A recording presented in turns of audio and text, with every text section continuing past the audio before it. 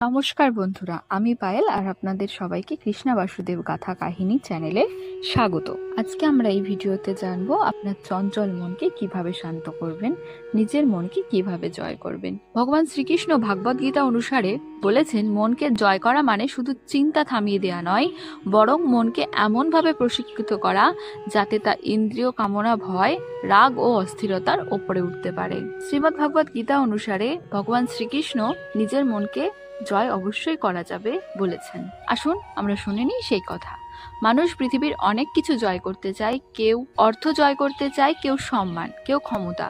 কিন্তু শ্রীমদ্ ভাগবত গীতা আমাদের শেখায় সবচেয়ে বড় জয় হলো নিজের মনের উপর জয়লাভ। কারণ মন যদি অশান্ত হয় তাহলে বাহ্যিক সব সাফল্য আপনাকে সুখ এনে দিতে পারবে না। আবার মন যদি শান্ত ও নিয়ন্ত্রিত হয় তাহলে কঠিন পরিস্থিতিতেও মানুষ স্থির থাকতে পারে। গীতায় শ্রীকৃষ্ণ অর্জুনকে বলেছিলেন, যে ব্যক্তি নিজের মনকে জয় করেছে তার মনই তার শ্রেষ্ঠ বন্ধু, আর যে মনকে জয় করতে পারেনি তার মনই তার সবচেয়ে বড় শত্রু। এই কথার মধ্যেই লুকিয়ে আছে জীবনের গভীর সত্য। মন কেন অস্থির হয়? গীতা অনুসারে মানুষের মন প্রধানত তিনটি কারণে অস্থির হয়ে ওঠে। একটি অতিরিক্ত কামনা, অন্যটি ভয় এবং উদ্বেগ, আর তৃতীয়টি আসক্তি। আমরা যখন কোনো জিনিসকে অত্যাধিক চাই তখন মন অস্থির হয়ে যায়। যখন সেই জিনিস পাওয়া যায় না তখন জন্ম নেয় রাগ, হতাশা আর দুঃখ। গীতায় বলা হয়েছে, কামনা থেকে ক্রোধ জন্মায়, ক্রোধ থেকে বিভ্রান্তি, বিভ্রান্তি থেকে স্মৃতিভংশ, আর স্মৃতিভংশ থেকে মানুষের বুদ্ধি নাশ হয়। আজকের যুগে মানুষ মোবাইল, সামাজিক মাধ্যম, তুলনা, প্রতিযোগিতা ও ভবিষ্যতের চিন্তা এতটাই ব্যস্ত যে মন কখনো বিশ্রাম পায় না। তাই প্রথমে বুঝতে হবে, সমস্যার বাইরে পৃথিবীতে নয়, সমস্যার মূল হলো অনিয়ন্ত্রিত মন। আত্মনিয়ন্ত্রণ হলো প্রথম ধাপ। গীতার শিক্ষা অনুযায়ী মনকে জয় করার প্রথম উপায় হলো আত্মনিয়ন্ত্রণ। যে ব্যক্তি নিজের ইন্দ্রিয়কে নিয়ন্ত্রণ করতে পারে না সে কখনো শান্ত হতে পারে না। যেমন চোখ সবসময় নতুন কিছু দেখতে চায়, কান সবসময় প্রশংসাই শুনতে চায়, জিহ্বা সবসময় স্বাদের পেছনেই ছোটে, মন সবসময় উত্তেজনা খোঁজে। এই ইন্দ্রিয়গুলোকে লাগামহীন ছেড়ে দিলে মন দুর্বল হয়ে পড়ে। তাই গীতা বলে, সংযম মানে আনন্দহীন জীবন নয়, বরং সঠিক সীমার মধ্যে জীবনযাপন। প্রতিদিন ছোট ছোট নিয়ম তৈরি করুন, যেমন নির্দিষ্ট সময় ঘুমানো, নির্দিষ্ট সময় জাগা, অপ্রয়োজনীয় মোবাইল ব্যবহার কমানো, অতিরিক্ত ভোগবিলাস এড়ানো, নিয়মিত ধ্যান ও প্রার্থনা করা। এই ছোট অভ্যাসগুলোই ধীরে ধীরে মনকে শক্তিশালী করে। ধ্যান মনকে স্থির করে। গীতায় ধ্যানের ওপর বিশেষ গুরুত্ব দেওয়া হয়েছে। কৃষ্ণ বলেছেন, যেমন বাতাসহীন স্থানে প্রদীপের শিখা স্থির থাকে, তেমনি ধ্যানের মাধ্যমে নিয়ন্ত্রিত মনও স্থির হয়ে যায়। ধ্যান মানে শুধু চোখ বন্ধ করা নয়, ধ্যান মানে নিজের ভেতরের শব্দকে শান্ত করা। প্রতিদিন 10 থেকে 15 মিনিট নীরবে বসুন, শ্বাস প্রশ্বাসের দিকে মন দিন। মনে যদি হাজার চিন্তা আসে তবুও বিরক্ত হবেন না, কারণ মন প্রথমে ছুটে বেড়াবে, এটাই তার স্বভাব। কিন্তু বারবার তাকে ফিরিয়ে আনাই হলো সাধনা। মনকে জোর করে থামানো যায় না, তাকে ধীরে ধীরে প্রশিক্ষণ দিতে হয়। ফলের প্রতি আসক্তি ত্যাগ করুন। গীতার অন্যতম প্রধান শিক্ষা হলো, কর্ম করো কিন্তু ফলের প্রতি অতিরিক্ত আসক্তি হয়ো না। আজ মানুষের অধিকাংশ দুশ্চিন্তার কারণ হলো, আমি যদি ব্যর্থ হই মানুষ কি বলবে, আমি কি সফল হব?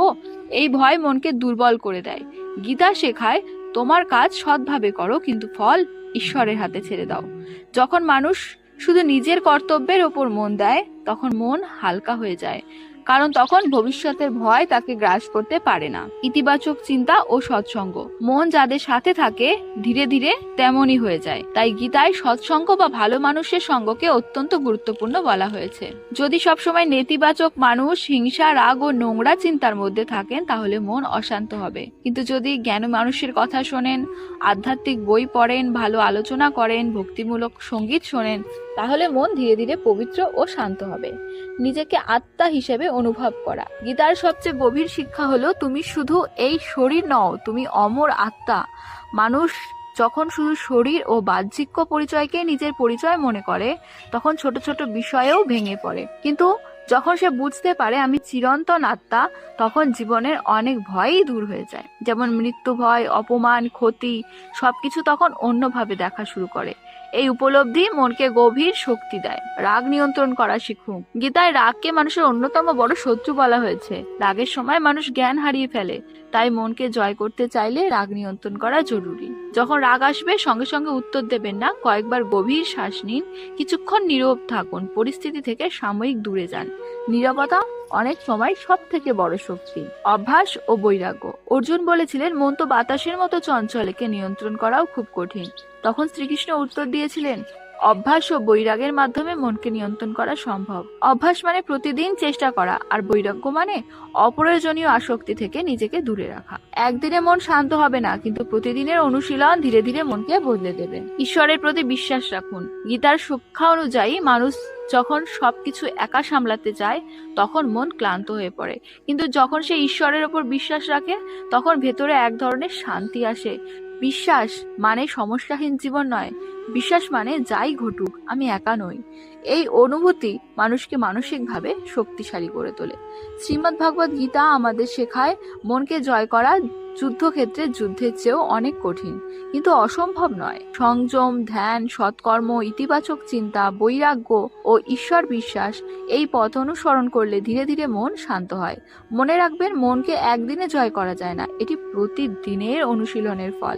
যেদিন মানুষ নিজের মনকে নিয়ন্ত্রণ করতে শিখবে সেদিন আর বাইরের কোনো পরিস্থিতি তাকে ভাঙতে পারবে না, কারণ সত্যিকারের শক্তি বাইরের জগতে নয়, সত্যিকারের শক্তি লুকিয়ে আছে নিজের ভেতরে। রাধে রাধে বন্ধুরা, সবাই ভালো থাকবেন, সুস্থ থাকবেন।